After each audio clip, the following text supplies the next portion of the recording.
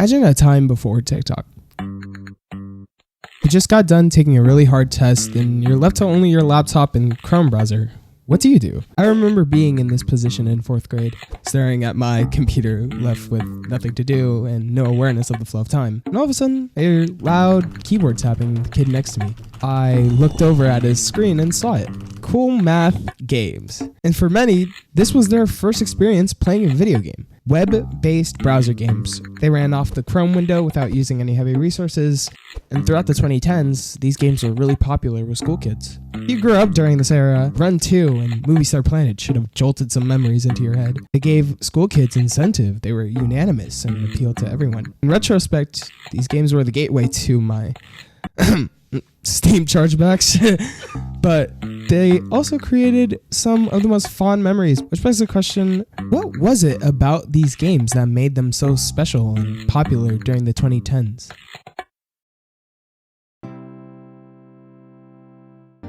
Created by Andrew and Paul Gower, RuneScape was an MMORPG centered around medieval times, similar to today's franchises like Elder Scrolls or World of Warcraft. What is it?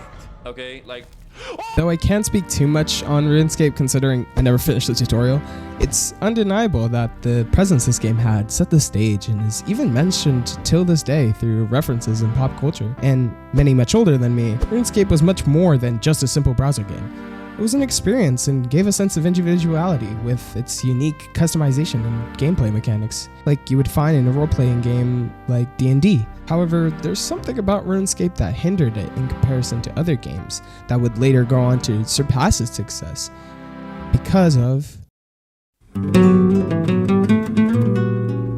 In my opinion, Flash was the reason these games were so accessible and popular as they were.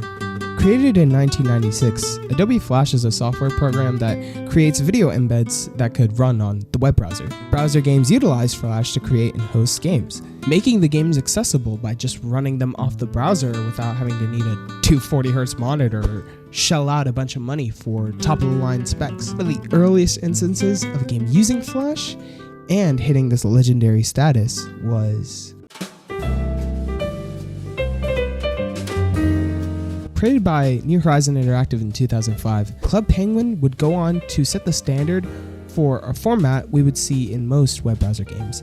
You pick a character, play mini-games to get in-game currency, and then use the currency to customize even more of your stuff. It's a simple system, but in retrospect, it's no wonder why this game was almost addictive. And with its simplistic art style of penguins, it's no wonder why the game was a hit with kids during this era. On top of this were the Puffles, or essentially your pet, which added even more customization. Although I didn't really ever experience Club Penguin, it was undoubtedly one of the most influential games during this era.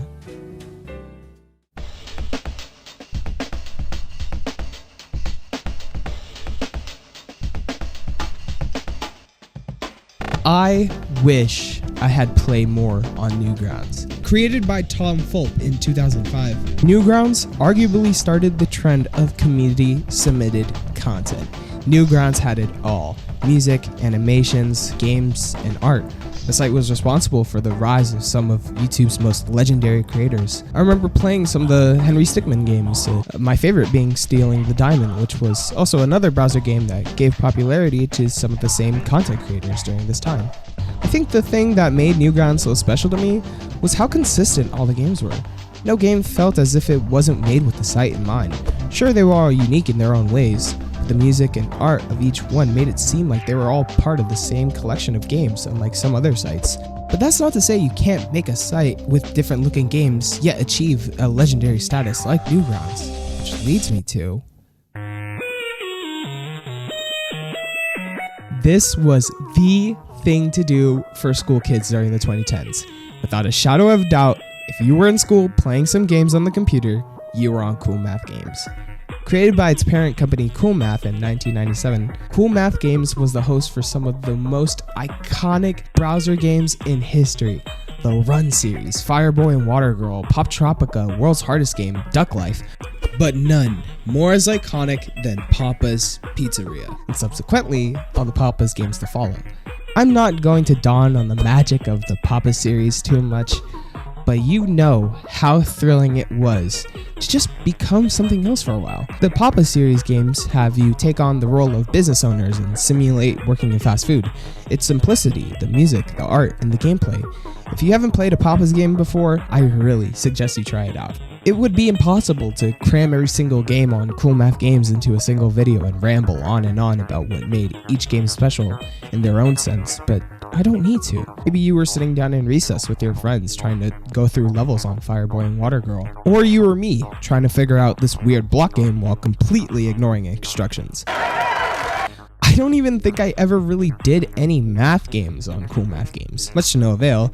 But when Flash shut down in 2020, it led me to just revisit being a kid again and just seeing the impact it had on so many kids in my generation as well. However, there is a browser game just as special as Cool Math that transcended my generation. A game that checked every box that made every single one of these sites so good in the first place. And one that sits on the forefront of both controversy and celebration. Own your friends.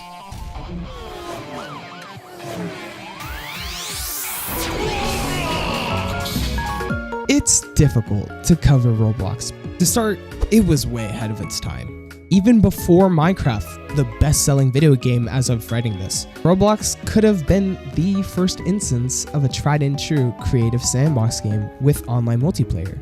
Launched in 2006 by David Baszucki and Eric Castle, Roblox would garner a loyal fanbase and would continue to rise in popularity as they would increase their marketing, advertising towards parents and children. Growing up in 2016, I'd spend countless hours on my old Redmi Nova laptop that would literally burn on fire. I'm not even joking. It would literally burn. I'd sink hours at Tycoon games or whatever games were on the front page. It made sense why Roblox was so popular and intriguing as it was back then. When you're a kid, you don't have the money to shell out on a new console every year or a new AAA title every month. So what do? You head over to roblox.com and you're greeted with a full page of games everyone's playing 24/7. And the games were all different varieties, like Speedrun 4, taking the Run 2 approach to a 3D linear platformer, and even more intricate games, like Natural Disaster Survival. It was special because it never got dull. There was always something new, a new avatar you can make, a new game on the front page, all while keeping the original art style of blocky characters and cartoony items.